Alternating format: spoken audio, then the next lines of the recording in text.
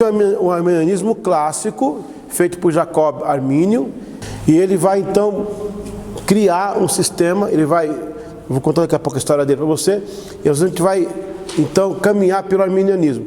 Para mim foi uma das maiores revelações que nós já tivemos, porque se não fosse isso, a gente estaria com um problema hoje. Hoje eu vou falar uma coisa no final, durante a aula, que você vai sair daqui com vontade de pregar o Evangelho. Se você descobrir a parceria do Espírito Santo com o pregador, você nunca mais vai pregar sozinho e por esforço humano. Eu já vi pregador pregando sozinho, eu percebo, eu estou em 32 anos que eu prego, 32 anos que eu prego. Eu acho a pessoa pregar, eu sinto que ele está se esforçando sozinho. Não é negócio que falta unção, não é isso não. O cara não tem unção. Eu sinto que ele está se esforçando sozinho. Eu sinto que ele não está contando com a parceria do Espírito Santo, com a graça preveniente. Eu sinto isso. Quando você descobre essa graça preveniente, você vai entender a oração de alguns pregadores do século XVIII, que eles diziam: Senhor, vem comigo, vamos comigo, Espírito Santo.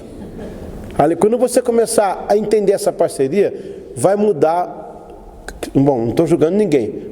Se já está acontecendo, vai melhorar. Se não está, vai mudar a sua forma de subir no púlpito. Você nunca vai se sentir mais sozinho. Você vai sentir a imperfeição sua de pregar, você vai sentir, quer dizer, se você for humilde, você vai sentir que você precisa melhorar, mas sentir-se perdido no mundo espiritual, não. Enquanto você prega, o Espírito Santo está trabalhando contigo. Quando você joga a rede, o peixe cai na rede. Então, é muito interessante essa dinâmica aí do Espírito Santo com a gente. Ok, vamos lá. Bom, posso apagar? Ou quiser apagar, posso virar a folha? Bom, quantos elementos tem a doutrina wesleyana? Quais são eles? Bom, e ela também tem 5 elementos.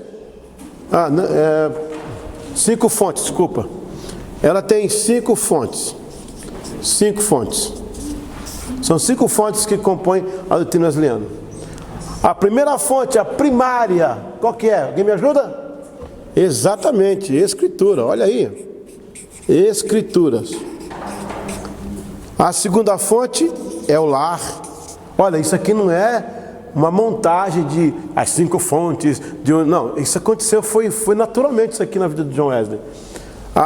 O lar, os livros. Quando fala livros, fala em quem? Estudo, formação acadêmica, não é só o livro em si. Livro em si, ok? Os livros, as sociedades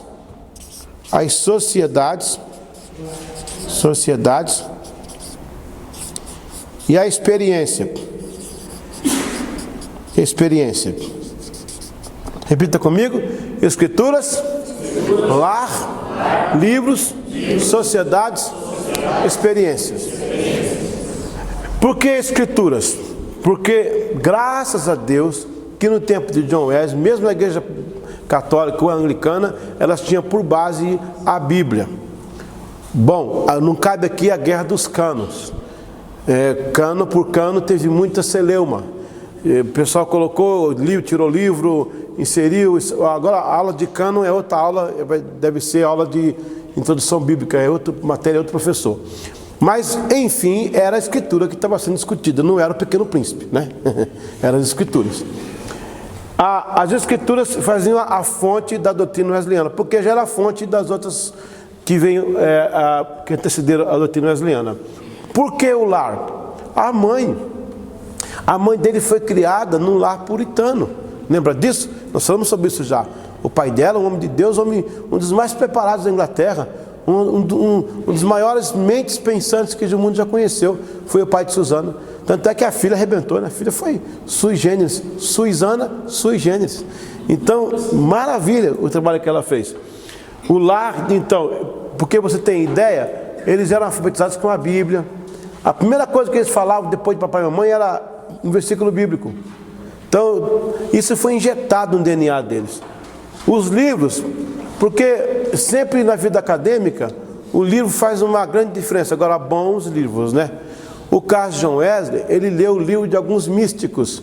Quando fala místico, não é bem esse misticismo que a gente entende hoje do século XXI, que envolve esoterismo e tal. era místico porque falava muito de coisas espirituais. Eu estou dizendo a vocês que isso é uma época do pensamento que está eclodindo no iluminismo. Então, quando se falava assim, porque eu vi um anjo, isso para eles era místico. Hoje, ver um anjo está até normal, né? Vi um anjo aí, beleza. Mas naquela época, ver anjo era uma coisa muito... Porque se fala muito, a gente cresceu muito nesse sistema de igreja, acaba que o vocabulário fica um pouco mais familiar. Mas naquela época, não.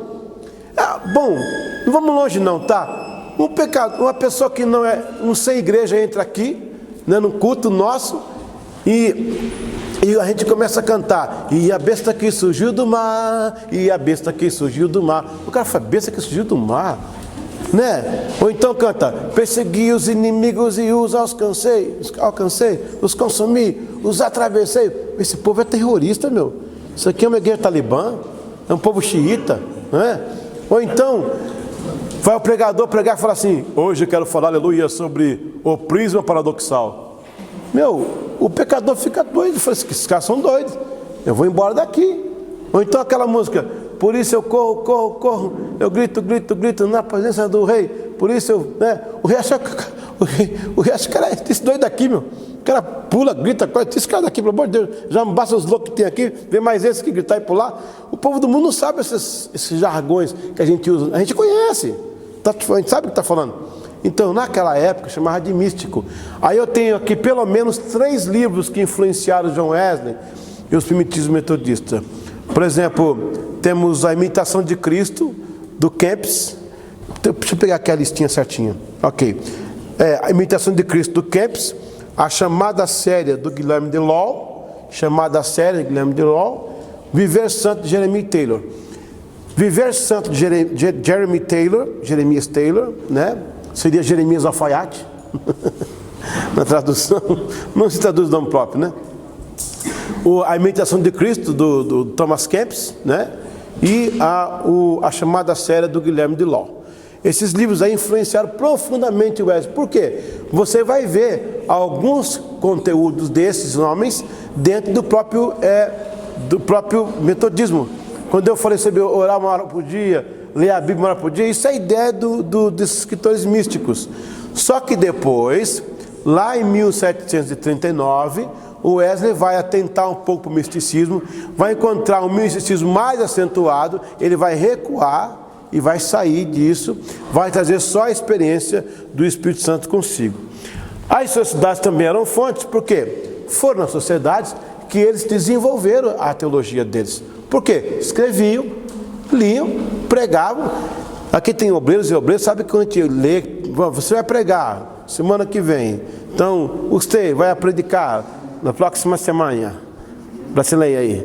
Aí você vai orar, você vai buscar a Deus, e isso faz você crescer, sim ou não? Amém, pessoal? Sim ou não, pessoal? Amém?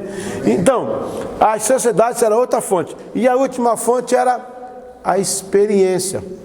Porque no pensamento de Wesley, para não ser um iluminista, que tudo tem que ter um porquê, mas pelo menos o empirismo, que alguma coisa aconteceu do meio em que eu estou, que me trouxe uma experiência. Esse é o trabalhar do Espírito Santo. Essa experiência. Por isso, irmãos, que a Igreja Nazarena, a Wesleyana, de origem metodista, eles dizem que o metodismo é uma experiência, não é uma religião. Isso é muito antigo, essa frase, é muito antiga. Se fala há muitos anos. O metodismo é uma experiência e não uma religião. Então essas são as 5 bases, as 5 fontes da doutrina wesleyana. Ok, vamos ver aqui um pouquinho mais acentuado com relação à doutrina. Ok, posso virar? Ok. Bom, existem alguns elementos, algumas bases, deixa eu chamar de bases. Eu já falei elementos, eu falei fontes, agora bases, né? Algumas bases que nós vamos estudar na doutrina wesleyana. Por exemplo, uma das bases é a graça preveniente. Graça preveniente. O que é a graça preveniente na linguagem wesleyana? É aquela preparação do Espírito Santo no coração do pecador. Jesus falou assim, eu vou para o Pai, mas enviarei o Consolador. Ele convencerá. Quem vai convencer? O pregador ou o Espírito Santo? Mas tem pregador querendo convencer, né? Ele vos convencerá do quê? Do juízo, da justiça e do pecado. Então, a graça preveniente é esse trabalhar do Espírito Santo. A graça santificadora, vou colocar de santificação inicial. Santificação inicial. A santificação inicial para a doutrina wesleyana é o primeiro momento, é o caminho. Não é tão rápido como aquela doutrina que fala uma vez salvo, para sempre. A santificação é um caminho.